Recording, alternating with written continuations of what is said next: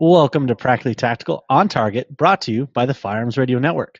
Practically Tactical on Target is a show dedicated to sharing with you some of the best products or services in the firearms industry.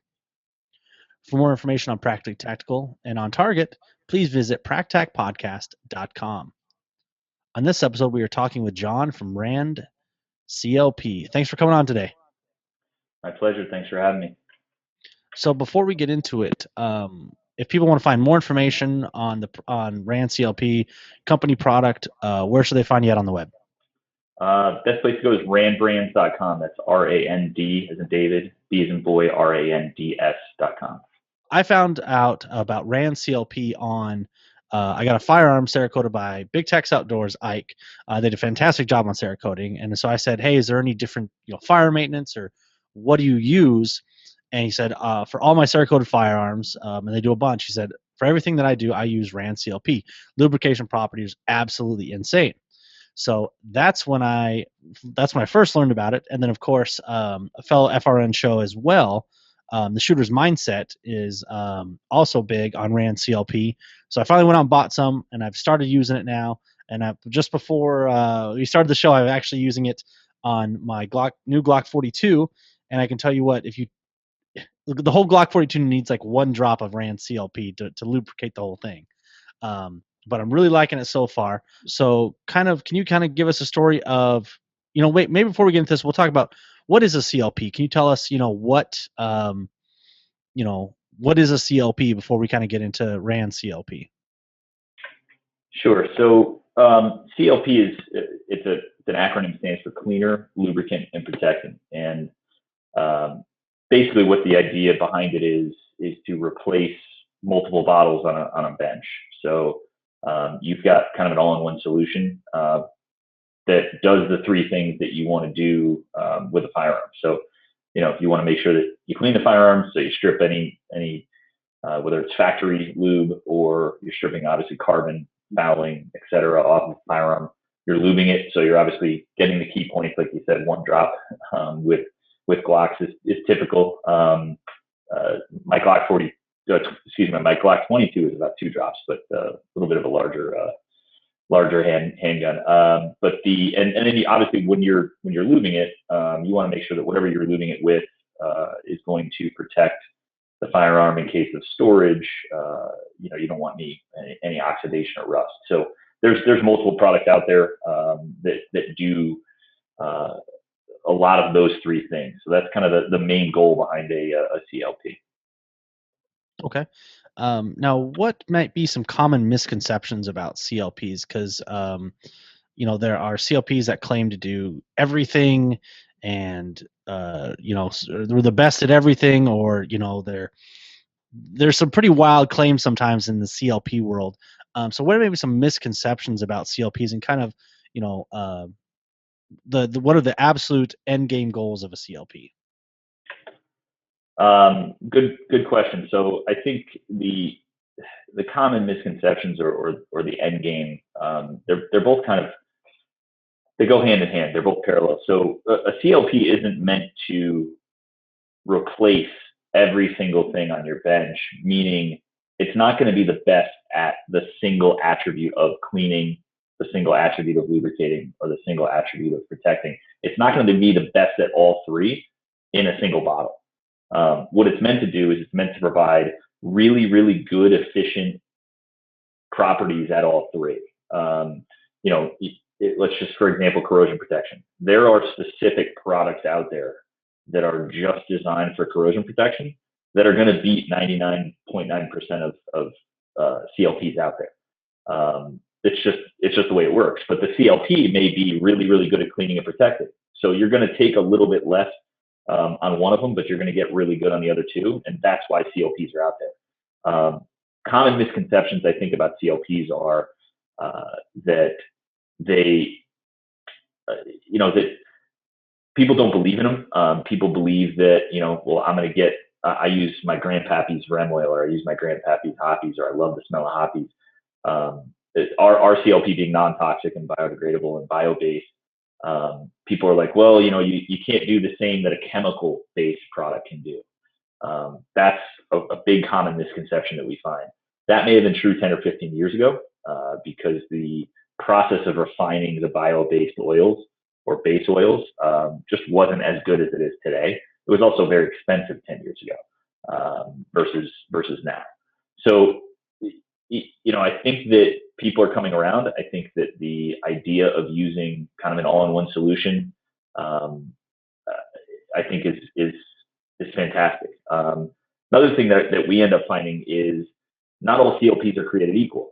So, and not all CLPs are really created for firearms. You'll find uh, a lot of products out there that people utilize, and they think were manufactured for firearms, and in fact they're not. Um, I'll use an example. It's not a CLP, but I'll use an example of motor oil. Um, Bad idea to use motor oil on a firearm. Motor oil doesn't have static connection to metal. I mean, just think about what motor oil does. It sits in a enclosed space and it's supposed to move throughout an engine. It's not supposed to stick to metal. It's not supposed to lubricate so well that things don't move. So you put it on a firearm, you go fire it, you're getting blowback. You're getting all of that motor oil back in your face. It's not sticking to metal. It's a great quick fix. I mean, look, if you're in the military and you've got transmission fluid or motor oil and you're in a bad spot, use it. It's not meant for the everyday use. So I think that's the common misconception that CLPs can't be used for everyday use. Um, and we're hoping to buck that trend. Okay. Well, then how did Rand CLP, how did it come about? A lot of times, especially on this show, we find that it comes out of necessity sometimes. Is that kind of the backstory on Rand CLP? Yeah, for sure. And a lot of products are the same way, right? I mean, most consumer products are the same way. So there is a story behind it. So our inventor, Mark Simonetti, he worked he's a former Army Ranger, as well as a former police weapons sergeant in the largest police department here in the state of Connecticut. And he was the weapons sergeant at the time for his PD. And sure enough, a couple of guys were in a pretty rough situation. They went to go pull their firearms and they jammed. Luckily, everybody was okay, but obviously posed a problem.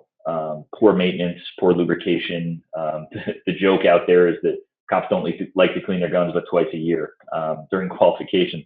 I'm probably going to get a lot of crap for saying that, but that's okay.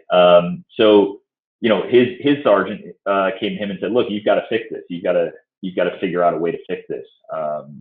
If we're cleaning our guns a couple times a year, we need to make sure that every time they're pulled, they're operational." So Mark, being kind of A-type personality, one-track mind, said, "You know what? Okay, I'm going to go find the best lubricant that's out there." And what he found was that the majority of lubricants are surface lubes, and the majority of products that are currently sitting on the shelf, when you use them, they'll work for a limited amount of time and they'll sit there, but eventually they're going to dry out, or during use, they're going to wear away. So the finding what was best on the shelf was out of the question, because he thought they were using what was best on the shelf, and obviously it wasn't working. So what he did next was he said, if I can't buy something, I've got to make something, and I've got to make something that will penetrate the metal. And through speaking to a lot of people, a lot of scientists around the world, I know it sounds crazy that some cop is calling scientists around the world, but it took him 5 years. His father, Mark's father, was an inventor, held 50, 60 some odd patents. So his father knew some key people. These people weren't just letting Mark into their confidence. I mean, he had to work with these folks and gain their confidence to allow Mark to trial some stuff.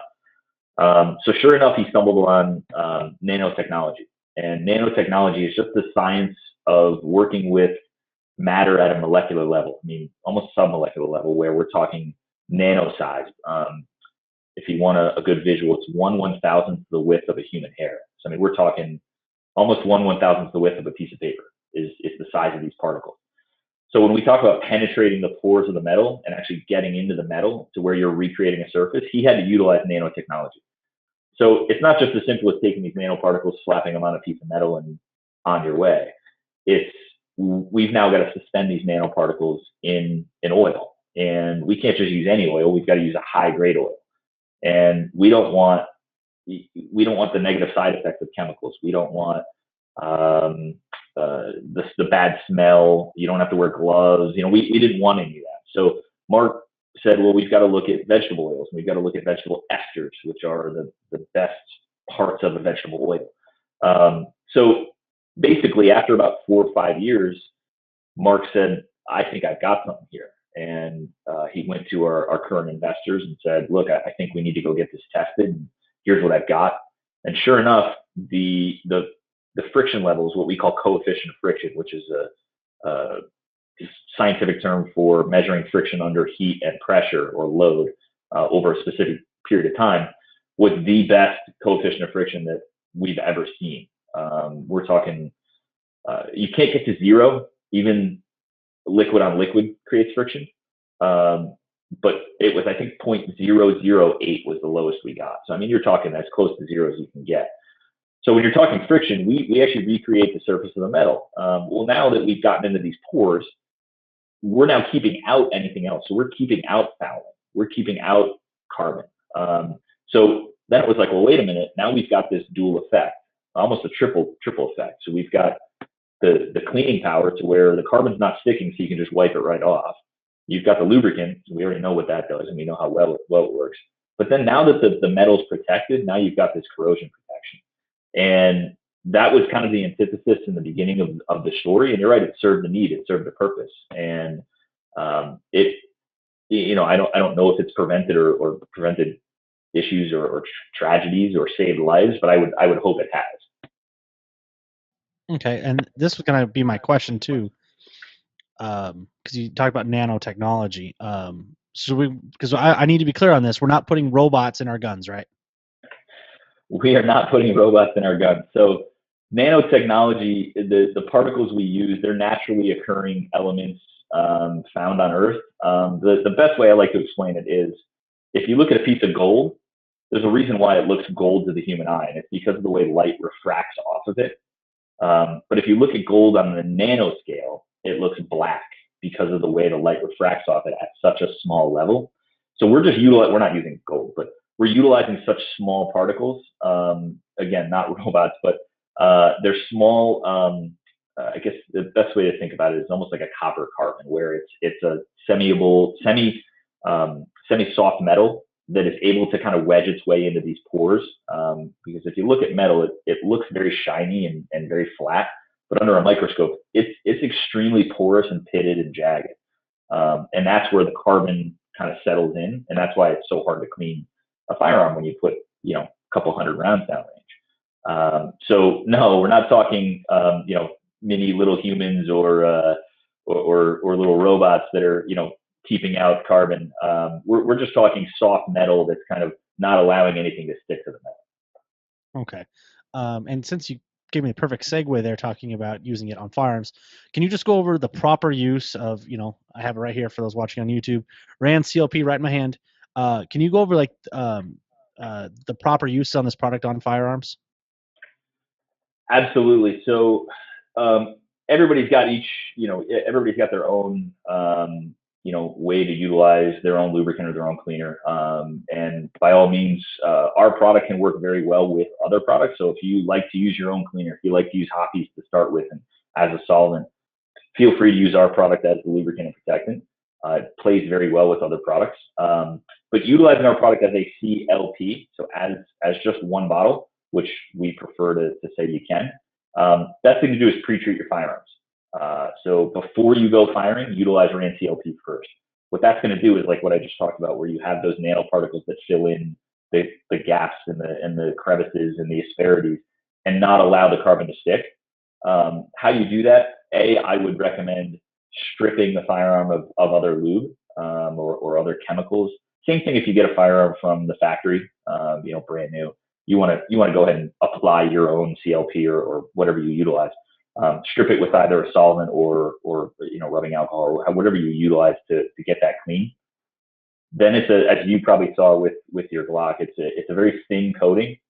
Spread it around on the contact points. We like to say, put it on the frame, put it on the slide, put it on the rails, get it on the hood of the barrel, get it on the extractor, and you're done. You can also go in and out of a barrel, no issues there. That's also going to keep the barrel a little bit cleaner, which obviously can lead to maintained FPS, maintained accuracy. So once you're done utilizing it for the first time in the pre-treat, and you go out and put a couple hundred rounds down range, you're going to come back and you're going to notice that the firearm looks really shiny and it looks kind of black. Not like it used to. You're gonna notice that it used to look kind of real dull, and because you got that carbon on there, especially on the hood of the barrel, and on the frame by the barrel. But you'll be able to literally take a rag or a shop rag, or I mean, I've taken if I don't have a patch, I'll take a paper towel and literally just wipe the carbon off. And it looks almost brand new. And then we take a couple of drops, whether you put it on with a patch or you put it on with a Q-tip, however you do it, couple of drops on the key points, back in the game. So and what you'll find is each subsequent time you're utilizing RAN, the cleaning aspect is getting easier and easier and easier. It's just because you're building back up that flat surface. And I would say, can't emphasize enough, you literally only need a couple drops. I know a lot of companies out there say that just minimal and you end up having to use more. Literally though, I needed one drop for my all contact points, and the slide on my Glock 42. Yeah, and there's no special treatment to it. There's no heating of the gun. There's no you don't have to do. There's no tricks. There's no smoke and mirrors. It's literally because of these particles being suspended throughout. That's kind of our special process is we suspend these particles permanently throughout the liquid. If we didn't, you'd have to take the bottle and shake it, and because it would settle. Our product, you don't have to do that because we permanently suspend these particles throughout. And that way, each drop, you're getting the same amount of nanoparticles that you are in the next drop and the last drop. So you're right, a couple of drops and back in the game. Okay, and if somebody's interested in buying RandCLP, where's the best place to get it at? A number of places. We've got, let's see, so we're in Cabela's. We're in, I believe, 40 stores in Cabela's. We'll be in each of the 7 new stores this year that Cabela's is opening. That's always a great place to get it. I mean, look, I love going to Cabela's just to go to Cabela's, but hey, why not pick up some RandCLP while you're there? We're going to be in Shields probably in the next 30 to 60 days, give or take. We're going to be in a select amount of stores, so keep an eye out on our website. Speaking of our website, randbrands.com, there is a dealer section on the upper right-hand corner in our menu bar. You can click on that. It brings you to a map. You type in your zip code. It'll give you different options if you want 10 miles, 25 miles, whatever radius you want. We're in over 600 dealers across the country, individual dealers that have bought through us directly. We also have 5 distributors for you dealers out there that might be listening. We've got 5 distributors. We've got RSR, Elliott's, Jerry's, Sports South, and Chattanooga Shooting Supplies. We hope to have a 6th one here in the next couple of weeks, so keep an eye out. If you want to buy individually, if you can't get to the shop or you like to do your shopping online, Amazon.com and also RandBrands.com, of course, our website. And we're more than just a firearms lubricant manufacturer. We sell other products as well. Everything from bicycle lubricants to household sprays, etc. So we do find a lot of crossover between biking and firearms, especially police as well. So if you're interested in some other products, feel free. We're always throwing some discount codes out there on Facebook at our Rand Innovations Facebook page. Pretty much, if it's not every week, it's every other week that we're throwing out a discount code so people can try our product and fall in love with it. Okay, and I will point out for people that are in Wisconsin, where I am located, Fletcher Arms in Waukesha, Wisconsin, sells RandCLP, so you can pick it up there. It's right next to the registers. That is where I picked it up from, so you can go to them locally in Waukesha and pick that up there. And Nick, we also, for anybody that's interested, I think we're one of the few to do it, but if anybody's interested in a sample, I know it sounds crazy, but we send samples to every single customer that wants one. And the sample is those little rip and drips. I don't know if you saw them at Fletcher, but They're a little rip and drip. It's a single use. You kind of tear the top off. It looks like a ketchup packet almost. And we send out one of those to every customer. We also give them a coupon code in that shipment we send out. It's perfectly absolutely free. That gives the customer an ability to try it and fall in love with it before they buy it. So that can be over at randsamples.com, RAND samples.com. A little contact form, fill it out, and we'll ship you out a sample. Wow, that is really nice of you guys. I don't know if there's anybody else that does that. I don't think so. And then I should definitely mention here, guys, that if when you look at the bottle, you also notice there is an approved by Viking Tactics. For those that aren't familiar with Viking Tactics, this name will definitely ring a bell of Kyle Lamb. If you're in firearms, you know who Kyle Lamb is. So if it's endorsed by him, you know it's up there. And as well as we have Julie Golub, also part of the FRN network, is one of tested and approved by them as well. And of course Mike Lamb, who we almost had on our show, but we had technical difficulties. But Mike Lamb as well. I'll recommend and use this product. I know Julie has shown it off tremendously on her Facebook page. Yeah, and those three names mean a lot to us.